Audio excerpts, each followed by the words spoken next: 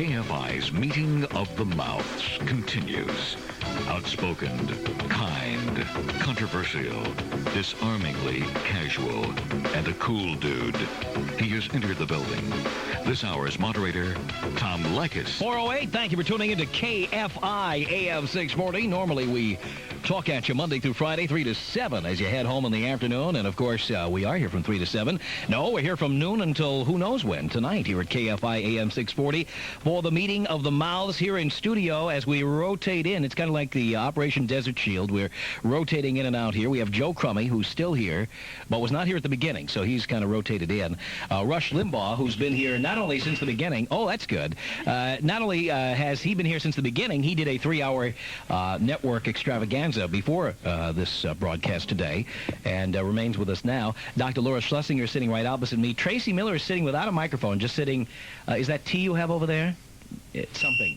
Whoa. No, it's coffee. I was supposed to leave. It's the new all, but when the boss tells you to stay one more format. hour, Okay. you go, fine, I'll stay. We have the all feedback format. We're trying that now on the air. Everything else been tried in L.A. We had all traffic, well, anyway. And also over here, Dr. Barbara DeAngelis, who's been with us since the beginning at 12 noon today. Waiting in the wings, Bill Handel, Joe McDonald, Laura Kane, and probably somebody I'm not remembering at this point, but what the hell. Anyway, we continue our conversation this afternoon. And one thing, I promised I was going to bring this up at the beginning, but since, Rush, you were the moderator, I deferred to you, as I'm sure you would have expected me to defer to you. I deferred to you until this moment. I wanted to bring up an issue, something you say on your program. You've said it now several times, and I want to take issue with it, and that is regarding Two Live Crew.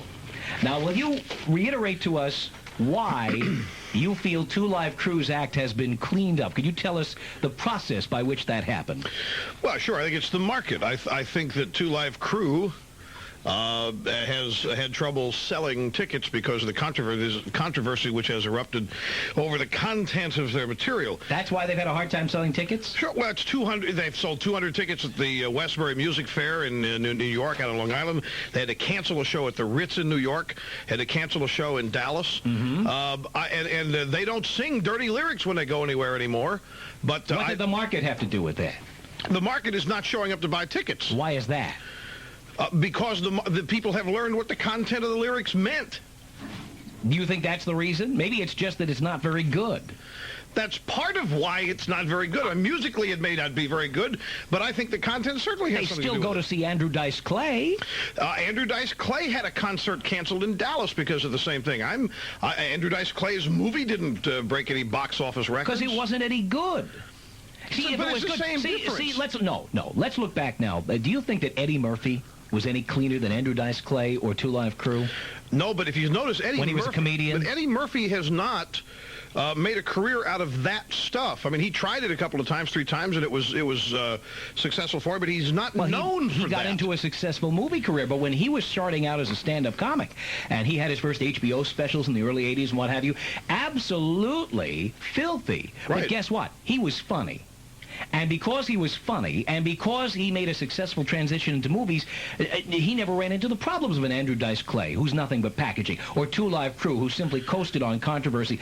These acts are not that talented, and that's why people aren't buying tickets. The market, and this is what I wanted to talk to you about, the market had nothing to do with Two Live Crew cleaning up their act. It was the fear of prosecution, which is hardly the market. No, that's government interference, which I would think someone like you would be opposed to. No, that's not government interference. That's the law in those particular counties in Florida. That's the market. The Supreme Court has said that obscenity will be defined by contemporary community standards. Contemporary communities in those counties in Florida decided Two Live Crew is obscene. They were hardly contemporary. And the market, well, contemporary meaning of the times, and it simply says that the majority in those counties, as expressions of their contemporariness, depending on whatever it is down there, you're going to have different degrees of contemporary, from Arizona, as we now know, to Illinois, to New York, to Mississippi. That's not the market. That has nothing to do with the free market. Oh, sure it does. No, it doesn't. Sure it does. Because why should the community be able to decide whether one kind of free speech is okay and another kind isn't? Because there's never been a Supreme Court yet, or any court, that has protected obscenity as free speech. Even free speech has limits. But the point is, there are all kinds of free speech that do not get prosecuted, including Andrew Dice Clay, who's a very good example. When's the last time he was in court defending himself? He never has been, as far as I'm concerned. Because somebody has never taken the desire, their trouble to prosecute The it. market had nothing to do with Two Live Crew not cleaning up their act. Now, maybe not selling tickets, that's another story, but it had nothing to do with cleaning up their act. They cleaned up their act because of fear of prosecution. When they cleaned up their act, they sold less tickets. Bottom line. This is not market forces. There's nothing to do with market forces. But I think it is, because I don't think the market is just economics. I think the market is the people and what the people want and have the freedom to express. And Two Live Crew clearly... So instead of taking them to court, why not just let them... I mean, you know what? If that crowd in Miami, that bunch of born-again Christian zealots hadn't gotten involved to stop Two Live Crew would have died a swift and certain death. I disagree with this line of thinking. I've heard this, that if the people in Miami would have just not shouted about it and not called attention to it, then the media wouldn't have gotten on it, and then nobody would have known. The only reason... you know what? I never heard of Two Live Crew until they started making such a big deal about this. Here's the dilemma that people, the Christian zealots, as you say, have. Yes. People who live in a neighborhood or in a community. The ones who want the government off our backs, unless it means government getting on our backs. No, well, we can talk about that in just a moment. But yes. I think that if you have a desire to maintain certain standards for your family and for yourself, and you have made a choice to live certain places because that's where those standards exist, and something comes along that threatens those standards, do you really believe that people go to Miami for the squeaky, clean, conservative lifestyle? They may go to certain parts of Fort Lauderdale. This was not just Miami. This was also in Daytona. Fort Lauderdale, the home of spring break. What community Not anymore. Oh. Now they've kicked them out of Fort Lauderdale. They've gone up north to Daytona for the very same thing. They're all the swimsuit, the sandal swimsuit. Florida's going through a bit of change. But the point is that let's do your neighborhood. You're not a Christian zealot or anything. Let's say you have a neighborhood. Let's say things going on in your neighborhood that you don't like. And they violate whatever your standards are. Forget for a moment that we're not even qualifying or quantifying your standards. Something going on in your neighborhood you don't like. And you have the power of law behind you to extricate those standards from your neighborhood. And you exercise your desire to maintain standards in your neighborhood as you choose. Then the media gets hold of it. And it's the media that blows it up, not what you've done. It's the media that gave it the publicity. Judging from the record sales in South Florida, judging from the concert attendance, it's the only place Two Live Crew can sell out is South Florida. Judging from the reception they get there, do you think these are contemporary community standards to eliminate Two Live Crew? Judging from the jury decision where Two Live Crew is declared not guilty for performing in Hollywood, Florida, do you think if this were put to a vote that the contemporary community standards would say that Two Live Crew violates these standards? Or is it in keeping with the standards, and are these just a few zealots with a fax machine and a Xerox? No, I don't think that's true at all, because this was the force of law. This was not mob rule. This was, democracy does not rule in law. But you see, when it went to a jury, when it went to a jury of the peers of Two Live Crew, they were declared innocent. They were not the peers in many cases. One 65-year-old person who couldn't even understand the words thought the music was good, violating your opinion of what this stuff was. So you don't believe in the jury system then? So you have to accept that the jury acquitted Marion Barry, even though he's sitting there smoking crack. You live with it, but I think it's something to be concerned about. You really believe if it went to a vote, the people in Miami would vote to ban Two Live Crew? I don't think, no, and I don't think they should be banned. So, all right, but that's exactly, in effect, what has happened. They have been stifled. They have been shut down by a group of zealots. No, we're back to your boycott of Burger King again. They have not been shut. Nobody is stopping Two Live Crew from recording. Nobody's stopping them from attempting to sell tickets to a concert. Nobody is stopping them from doing anything. They just can't sell what they record. They can't sell what they record. They can't perform what they write. They cannot but sell nobody's it in stopping Florida. them otherwise. No, they can't sell it in Florida, but you can buy a Two Live Crew album right here. San Antonio, it's spreading all over the place now. Well, in this case, I think it's probably good. Wait a minute. What do you mean you think it's probably good? I think it's the result of the system. Why don't you let the free market decide?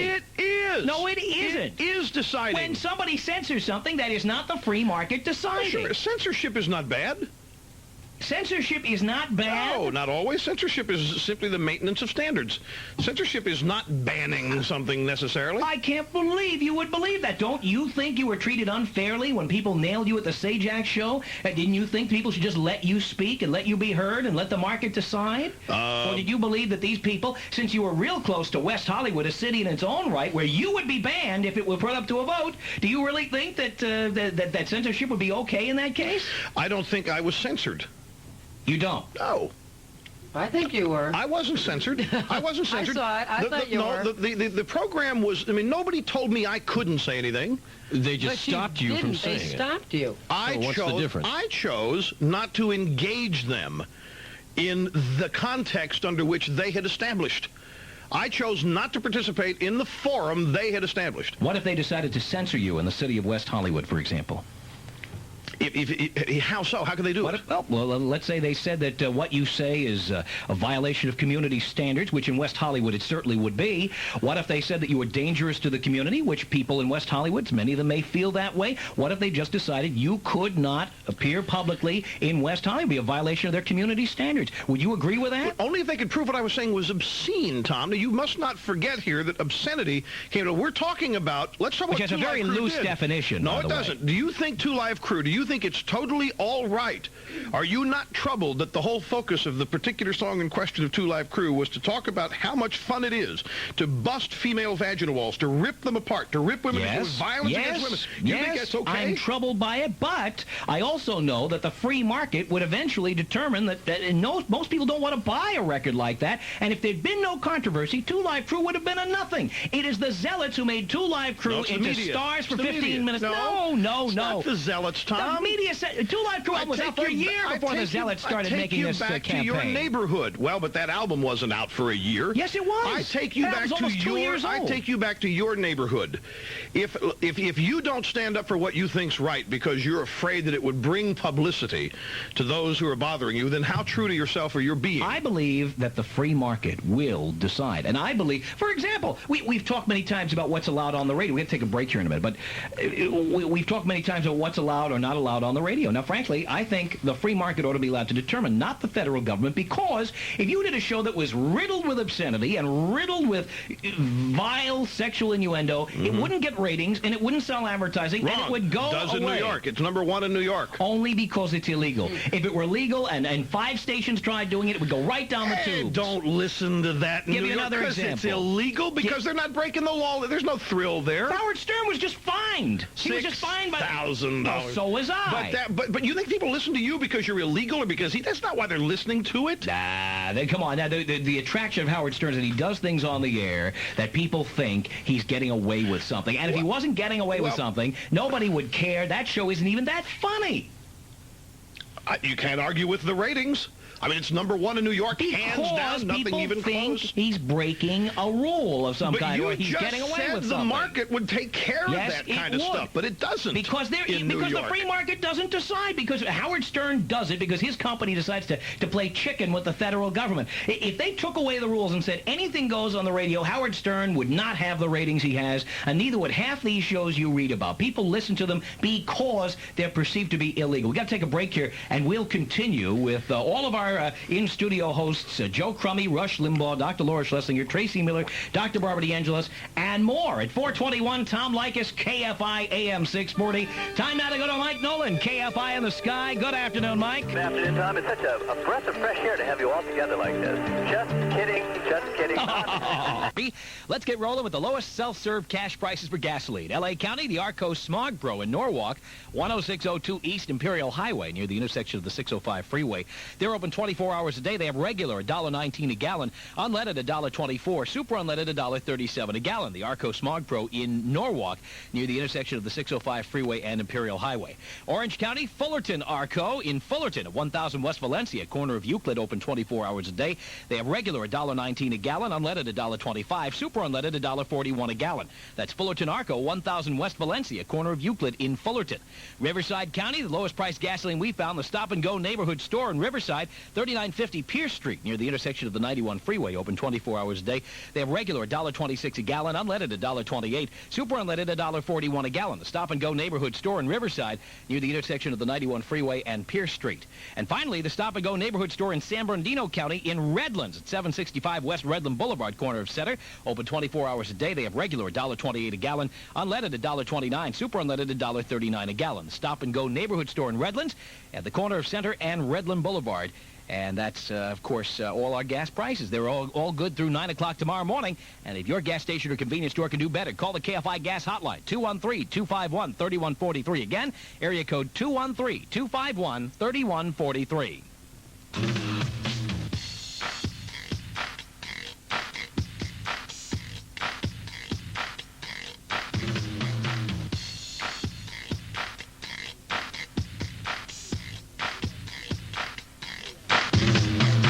427, it's the meeting of the mouths. Tom Leykis on KFI AM 640. In studio with Dr. Barbara DeAngelis, Tracy Miller, Dr. Laura Schlessinger, Rush Limbaugh, and Joe Crummey. Still to come, we'll have with us, Bill Handel, Joe McDonald, Laura Kane, and probably others who I can't remember.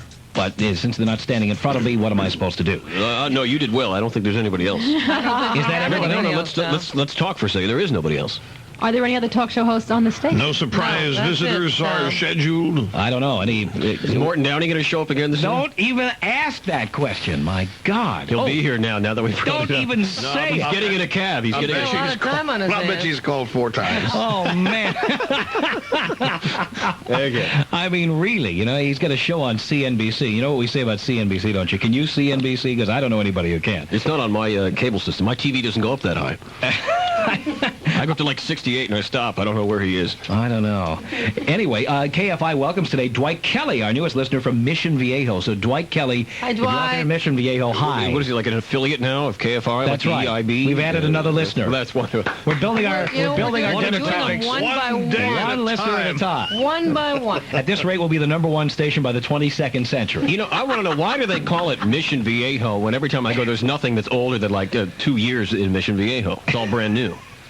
What should they call it? Maybe a Because Mission Viejo means really city old. or something. Yeah, they should call it Phase 5 or something like that. It's very new. I don't know. Anyway, does anybody else have opinions about this obscenity issue in Two Live Crew? Because I keep hearing this. Tom, I agree with everything you say. Thank you. Yeah, we think Thank that's you for great, calling. Tom. Thanks. You're welcome. Thank you for calling. Jeez, I don't believe Gotta you kill an people. issue. Can we talk about something else? Well, fine. What would you like to talk about? I think, Tom, you got a good point, Let's though. talk about what? I think the music sucked, and excuse me, but Two Live Crew. yes, and I don't think unless there was this big controversy, the media would have jumped on it. Nobody would have bought it. Nobody would have cared. That's right. I want to say that I don't think Eddie Murphy ever has or is ever going to be funny.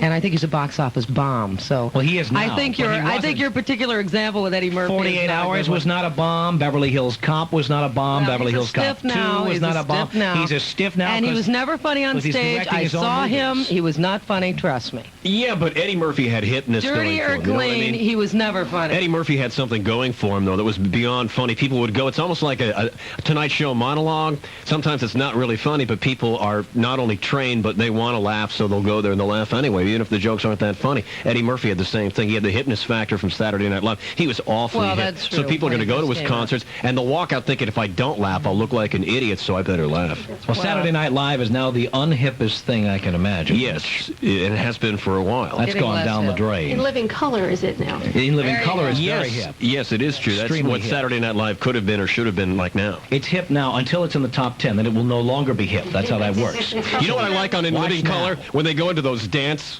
bits, they only go for about 20 seconds, and they stop and they go to commercials. Yeah, I like that a lot. Yeah, because like 2 or 3 minutes, I couldn't handle that.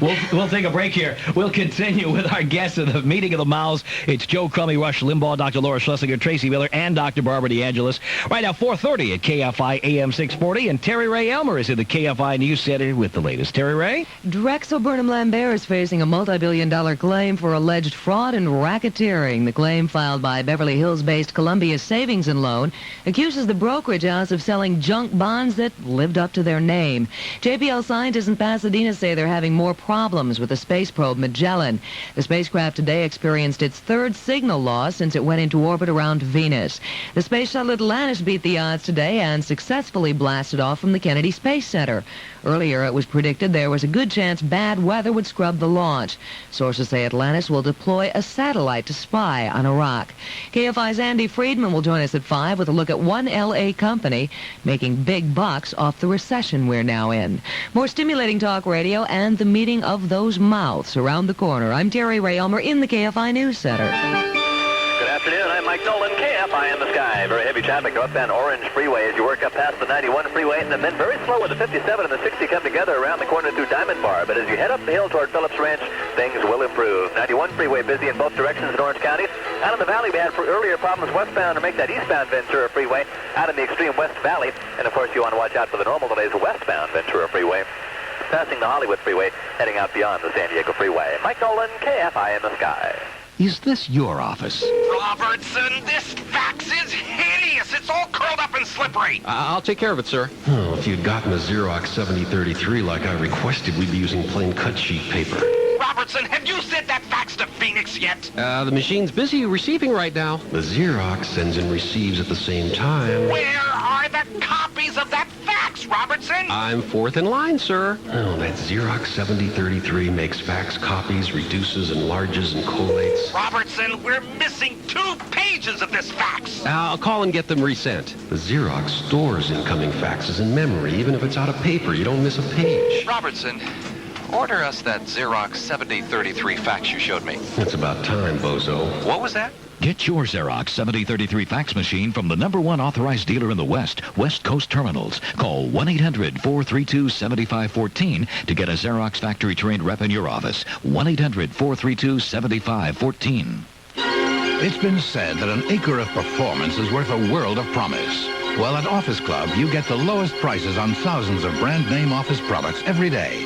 And that's not a promise. It's proven by our performance. Listen. A 6-pack of Eldon stackable letter trays, side-loading plastic trays in smoked putty or burgundy, save 58% off list. Office Club's price just $6.29. An AT&T cordless phone with receiver volume control, auto digital security, holds a charge up to 3 days. Save 40% off list price. Office Club's price just $69.99. Office Club also carries over 50 high-quality Pelican printer and typewriter ribbons in stock every day at savings up to 75%. And if anyone is crazy enough to sell the same item for less, Office Club will not only match that price, but give you 50% of the difference towards your next purchase. Nobody else makes that guarantee, because nobody performs like Office Club. Office Club, where the smart money shops.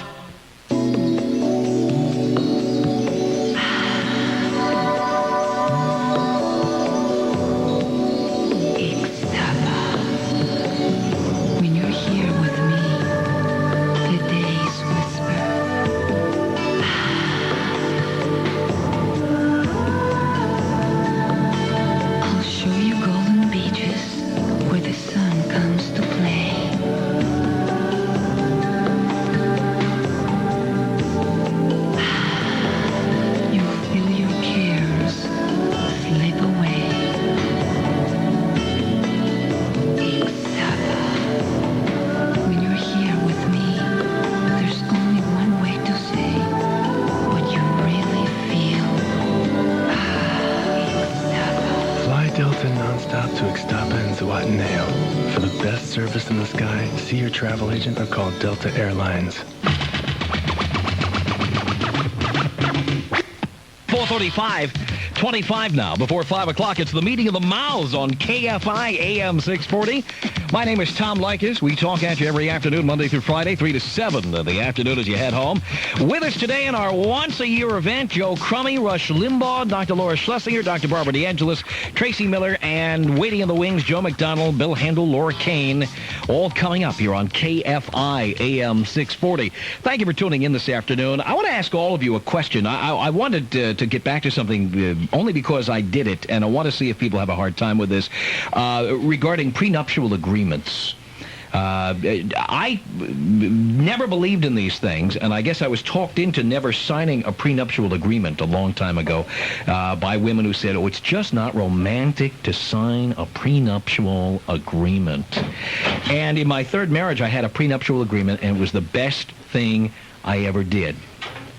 For or against prenuptial agreements? Oh, for them, but then when you sign a prenuptial agreement, I say, then it seems to me it like supersedes this marriage contract.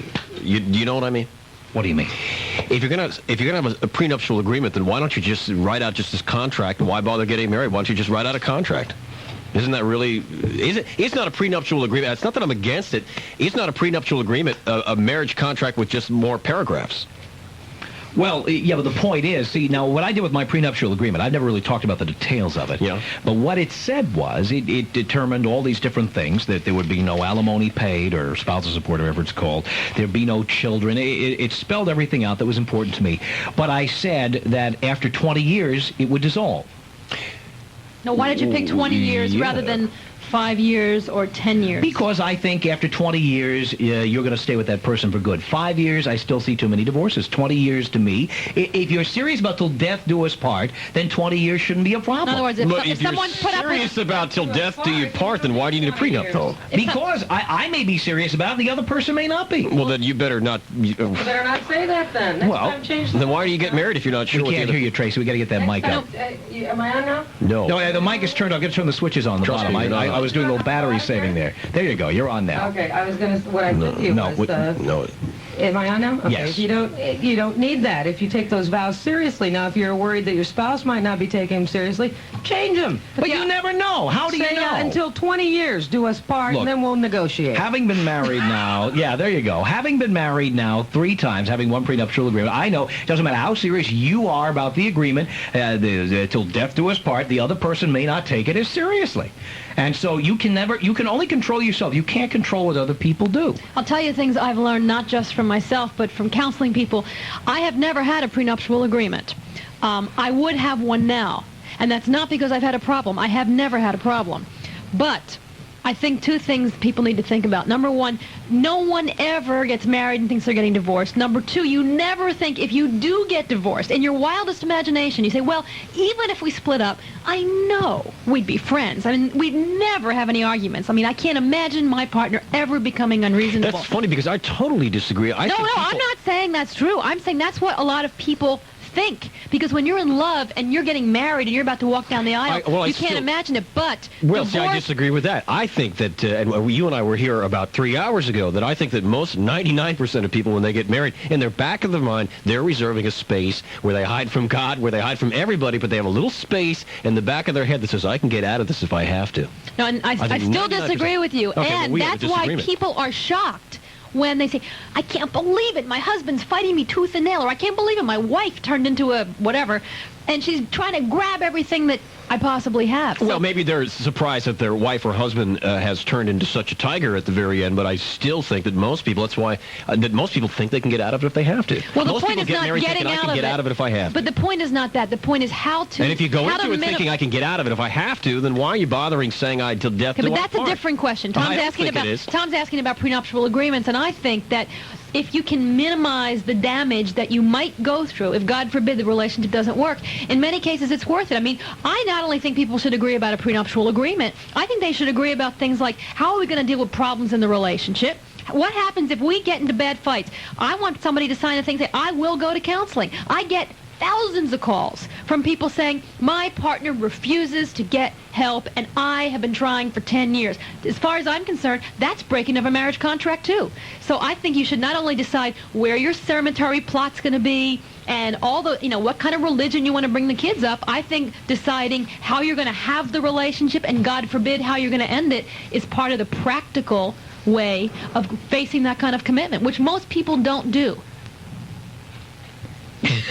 What happens too is when you it's funny because you can, and this has been my experience, you can have a very friendly, quote unquote friendly divorce where you all divvy up everything and everything's fine and we're going to be friends, and for some reason, maybe the doctors here can address the psychology of this, for some reason, once time starts to elapse and you're separated, this weird thing called bitterness seems to set in. And suddenly, before you know it, this spouse who was telling you they'd go for anything and they'll leave peacefully is trying to take your butt into a courtroom. That happens a lot. What happens there? But in this state, we have the no-fault divorce, and that was not in the best interest of women, because when these divorces then happened, the women were left with children, and the greatest growth in poverty is women with children divorced. Of course, and that's not the whole story. If you're talking about financial, now Barbara was adding a lot of other important things onto this, but if you're speaking strictly for a prenuptial agreement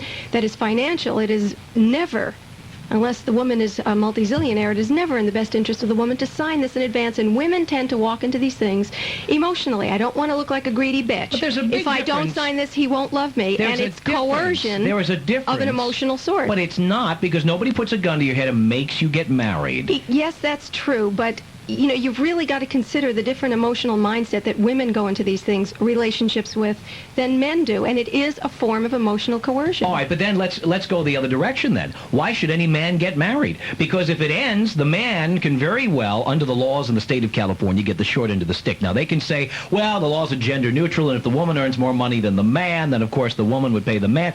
But the real bottom line is that most women earn 60 cents for every dollar a man earns, which means that in most cases in a divorce, a man is going to end up paying if a marriage doesn't work out. And in California, 2 out of 3 marriages ends in divorce. What incentive is there for a guy like me to get married? Or not just me, any guy like me. You're talking about incentives about marriage, but all you're thinking about is divorce and what you're going to have to pay. The incentives for marriage have nothing to do. Well, if you've been through a divorce, you have to consider all of that. Well, I think went it's through a foolish, divorce. all right. But see, you didn't go through one as a man in the state of California. And if you go through a divorce as a man in the state of California, you see how long it takes to get a divorce. You see how somebody can hold things over your head. I mean, I had a situation in one of my divorces, and I won't name the person because she's constantly threatening me one way or another, but one of my 3 divorces, one of the women I was married to had an affair. One of those 3. And when she had an affair and I found out about it and I said, get out of my house, she said, well, I'm going to take you for everything you got. I'm going to take you to the cleaners. Now, after you've had that kind of a situation and you go to an attorney, the attorney says, yeah, she can do that. Then you have to consider this kind of thing. You can't be stupid. I got to agree with him. I have been married and divorced twice. And let me tell you something. Now, in the context of the prenuptial agreement, I used to be flowery and syrupy and full of naivete on this and say that, well, that would tinge the love and the emotion. That would ruin the spark that exists naturally to reduce this to dollars and cents on paper. I've been married both times. Both times it has been the woman who has chosen to leave. I never would have. And this is not Christian zealotry or anything. I just believe that if you get married, you've made the commitment. To me, I believe in that. But he's right. It's easy to get divorced these days. I think people do reserve a portion of their brains for it. Thank you. Because of the knowledge they go into. They may not consciously think it's going to apply to themselves, but subconsciously I think they arrange for the possibility that it might. My track record and the influences on me have been they're going to leave.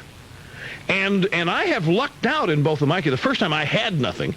The second time, a great woman. She didn't want anything. She just wanted out and wanted a clean split. It remains amicable today, but you don't keep rolling the dice that way. And see, he's right, because he could have met a woman, and I have male friends who've gone through this, who comes in, marries a man like Rush, who's in the prime of his career, making a lot of money. Now, everything he earned before he met her is his. But she, in a sense, at least in California, would get 50% of everything he makes from the moment they're married. Well, Rush could go out this year and make $1 million based on his 20 years of broadcasting and all his hard work. She could say at the end of that year, I'm leaving you, honey, and I am entitled to half of what you earned this year.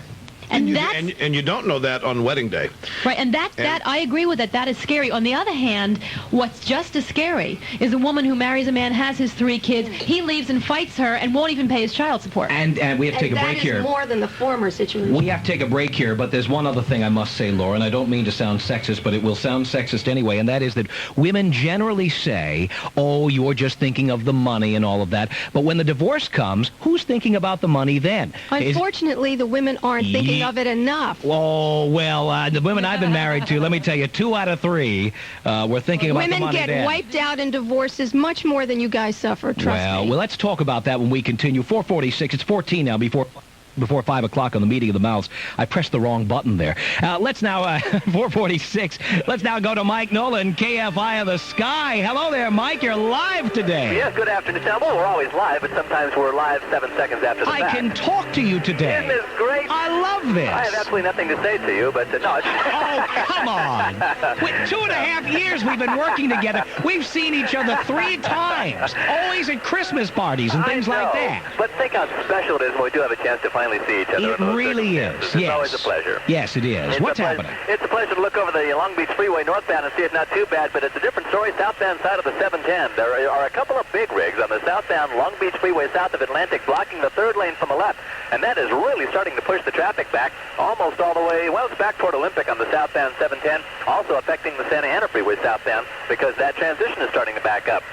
We've had heavy traffic on the northbound side of the Santa Ana Freeway heading up toward the area of Garfield. We saw no good reason for it. On the South Santa Ana Freeway before Paramount, an accident on the shoulder. That's causing some heavy traffic. On the northbound side of the San Diego Freeway in Orange County, the 405 northbound at Harbor Boulevard, a stall in the third lane from the left. And up in the valley, just plain normal heavy traffic on the Hollywood northbound of the Golden State Freeway. Mike Nolan, KFI in the Sky. This holiday season, you might run out of money. You could run out of time. Just one shopping day left. And you're likely to run out of patience. But one thing you'd better not run out of is Miracle Whip salad dressing or Kraft Real Mayonnaise. The fresh, creamy taste of Kraft mayonnaise is perfect for those special holiday dishes. And you'll love the tangy zip that Miracle Whip adds to holiday salads and dips. So run out today and pick up an extra jar of Miracle Whip salad dressing and Kraft Real Mayonnaise. Happy holidays from Kraft. And happy holidays from the folks at your local independent grocer, where you're sure to find both Kraft Mayonnaise and Miracle Whip right now at a great price. Your local grocer knows what you and your neighbors are looking for when you shop. A wide selection of items with quality brand names like Kraft, plus affordable prices and friendly service. So when it's time to stock your cupboard for the holidays, visit your local independent grocer and be sure that Kraft Mayonnaise and Miracle Whip are on your shopping list. Oh, have you been trying to get a home loan lately? You know how hard it is. They've tightened up ever since the SNL scandal. Even people with good credit can't get loans, and you have to fill out 8 million pieces of paperwork. What a pain. You know what I'm talking about, don't you? That's why the folks at J.M. O'Neill can be so important to you, because J.M. O'Neill has been in the business of home loans now for a long, long time, with hundreds of institutional investors at their fingertips to choose from. That means when you make an application at J.M. O'Neill, you don't get to choose just one lender, but hundreds of them. That means you fill out one application, no hassle or humiliation of being turned down time and time again. The J.M. O'Neill Company offers the honest home loan. That's what they call it. And that's exactly what they aim to give you, with folks who are sensitive to your needs, with a team of highly experienced, trained specialists. I've spent time with them, and I think you can trust them. Call 1-800-637-4041. Again, 1-800-637-4041, the J.M. O'Neill Company, for the honest home loan. Tell them Tom Leykis of KFI told you to call. Today's employers constantly strive to make the workplace more productive. Modern technology has gone a long way in achieving this goal, but not without a price. Working people whose jobs demand repeated hand and wrist movements, such as operators of computerized equipment, are increasingly suffering from a disabling injury known as carpal tunnel syndrome. Over time, repetitive motion can cause severe pain in the muscles and joints of the hand and wrist, which could result in surgery. More alarming is that repetitive motion disorders account for 48% of all workplace injuries today. If you are a victim of this growing problem, call the Injury Hotline at 1-800-654-2654. Now, you can get the help you need to receive the free medical attention available to you under California state law. All fees are paid for by your employer's workers' compensation insurance. For any work-related injury, call the Injury Hotline now at 1-800-654-2654.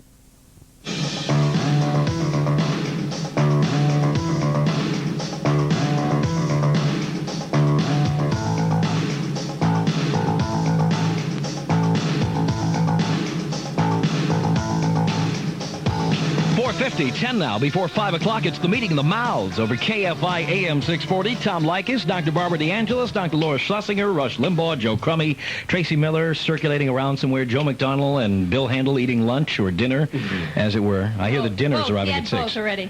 Yeah, well, there you go. Oh, more food? More food. Different food. Different food Where? at 6. What? Supposed to be Italian. pasta. Oh, Is that right? yay. Pasta. Italian. Right. Italian? Are we talking Italian? And Laura Kane. Laura Kane is also circulating. Thank you for Wait, remembering. Tom, I have to say something I was just thinking about. Yes. And this has to do with money and marriage and men and women. You know what really bugs me? Women, and I have friends like this, and I hear them talk about this. Women who will not date a guy who is not making a certain amount of money.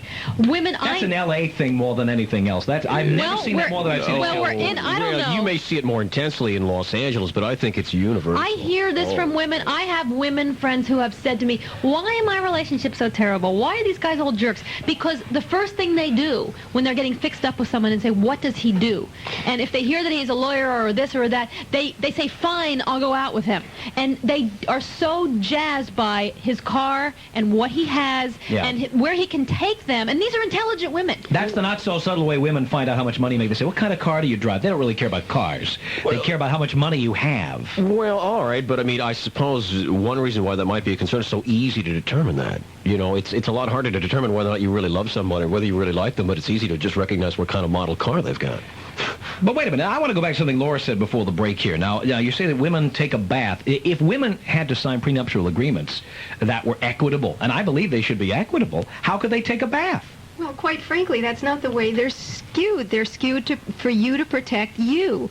And women across the board get wiped out in divorce proceedings, especially when they're kids. Why should they be skewed? Why shouldn't each party protect itself? Why not just say no to somebody? I don't think it's in a woman's best interest to sign a prenuptial agreement written by her husband's lawyer. Yeah, but the point is, you should have an attorney, too. Why not have your own attorney protect your own interests? I would never, ever present a woman with a prenuptial agreement without saying, here, show it to your attorney. You're trying to make sure that if there's a divorce, she doesn't get much. So no, I'm trying to make sure she doesn't get what I earn. Not she can earn whatever she wants and keep it. My wife in my third marriage kept her own bank account. I didn't have an ATM card. I had no access to it. You're talking about women who didn't have kids with you. That's in a whole different ballpark. Yeah, but even she's competent and get up and walk across the room and earn a living. I don't have an issue with that. But I'm talking about women with kids. If a woman has kids, then she should determine in the prenuptial agreement how much she thinks her work is worth and put it in there. And the guy won't agree to it, she's marrying the wrong person. I mean, put an equitable agreement in there.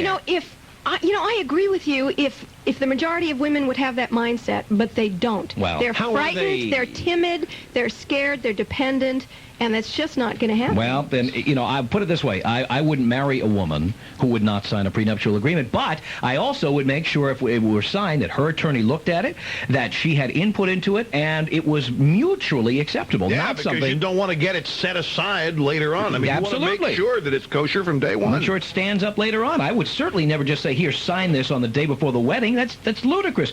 Nobody puts a gun to anybody's head and makes them get married. And frankly, my interest is in women who have their own careers, their own money, their own life. I'm not looking to take a woman and impoverish her or to take advantage of her. Tom, under those conditions, if I were you, I would ask for one too. Well, there you go. I'm really focusing only on the situations. Well, nobody should sign one that's unfair, but everybody, I think, I just think it's a good idea before marriage to determine everything that's going to happen, whether it be kids and how you're going to raise kids. You can't anticipate all these things. Oh, I think there are a lot of things you can. You don't know your mindset, and people grow and change. But you can anticipate a lot. And if you feel like you want to change 3 years down the road or 5 years down the road, you change it. But the problem is most people go into marriage, and I'm speaking from my experience and everyone else's, with such blinders on, not just about what can go wrong or right in the relationship, but about money, about kids, about everything. And I find it fascinating that all women don't feel the same about prenuptial agreements. Most women are against them. But women who have money, women who have success, and I know women who are attorneys, and they work in the film industry, and they work in television, and they work... these women all say, well, I frankly would want to protect myself. They sound like men all of a sudden. So the whole point is, it's not unfair to women. Maybe it's that people who don't have so much, who marry someone who does have, aren't going to be able to become parasites and suck off the person they're marrying. Because the point is, women who have money and have property, real estate, stock holdings and all that, those women don't say, oh, I'll just marry you without a prenuptial agreement. They want one too. Right? He's right, because I'm that way. There you go. And I think I've seen women who had one attitude about it when they made $8,000 a year and another attitude when they made $100,000 a year. It's two different attitudes. Anyway, we'll take a break here. I can sit here and wait for a reaction, or we just take a break, and we will. 4:55 now, before 5 o'clock. Tom Leykis, Meeting of the Mouths on KFI AM 640. Now live to Mike Nolan, KFI in the Sky. What do you think about this, Mike? Prenuptial agreement. I've always wanted to do this with a traffic reporter. I've always wanted to say, Mike, abortion. What do you think about that, huh? Most of the time it'd be, I don't have the slightest idea. I know. And this time we're going to tell you about on the Santa Monica Freeway, the westbound side, right out of the East LA interchange, a little beyond Santa Fe, a stall, third lane from the left. The Highway Patrol had just arrived on the scene moments ago, so hopefully they'll get that cleared quickly, but it is busy out of the East LA interchange. If you're heading north on the Hollywood Freeway toward the San Fernando Valley, stand by to slow down. A little bit north of Vermont, heavy up into the Cahuenga Pass. Mike Nolan, KFI in the Sky. So what do I do? Okay, first, I'll explain that to introduce weekend privileges, every day till the end of the year, American Express will make a card member's fantasy weekend come true. Gee. They can go anywhere and do anything. Next host, Joe Crummey. Of course it is. Stay tuned. I'm Tom Leykis. Oh, you're going to love the newscast coming up. It's 5 o'clock at KFI Los Angeles. More stimulating talk radio. All views, all the time. KFI Los Angeles. More stimulating talk radio.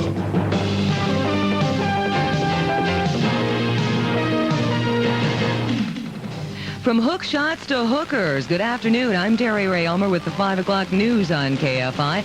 A local basketball star arrested on charges of soliciting a prostitute. Details coming up. First, we go to traffic with Mike Nolan, our KFI in the Sky. Good afternoon, Terry Ray. Heavy traffic on the southbound side of the Santa Ana Freeway, heading on yet down away from the Long Beach Freeway. It looks like we get a little bit of a break down the other side of Washington, but we did see some activity in the right lane, southbound on the Santa Ana Freeway south of Indiana, approaching the Long Beach Freeway. Still have activity in the lanes on the southbound Long Beach Freeway south of Atlantic, though they have cleared that stall westbound Santa Monica Freeway, a little west of Santa Fe. Orange County traffic, it's been heavy on the northbound San Diego Freeway because of an earlier stall at Harbor Boulevard. Heavy traffic continues on the North 55 to the 91, where that Riverside Freeway has been a mess into the Santa Ana Canyon eastbound. While in the San Fernando Valley, watch for traffic getting heavier by the minute on the northbound side of the San Diego Freeway heading up past Burbank Boulevard. Mike Nolan, KFI in the Sky. KFI News Time is 5:02, and here's what's happening right now in the Southland. From hook shots to hookers, the Lakers' James Worthy has been arrested in Houston on charges of soliciting a prostitute. Police say the All-Star forward was caught in an undercover sting operation. Some tears, long hugs this morning at a Pasadena Marine Corps Reserve base. KFI's Mark Austin Thomas says several dozen soldiers are starting a long journey to the Persian Gulf. This is the 4th Low-Altitude Defense Marine Corps Battalion out of Pasadena. 45 of them, all men, left today. Captain Michael Todd says they have special training. The Marines that come from this battalion are Stinger missile trained. That's their weapon that they use, and they'll be mainly in defense of the shipping going over there. The next stop is Camp Pendleton. They'll be in Pendleton approximately until the end of the month before they leave on ships, probably out of San Diego. Captain Todd says the soldiers did get some advance warning. We selected,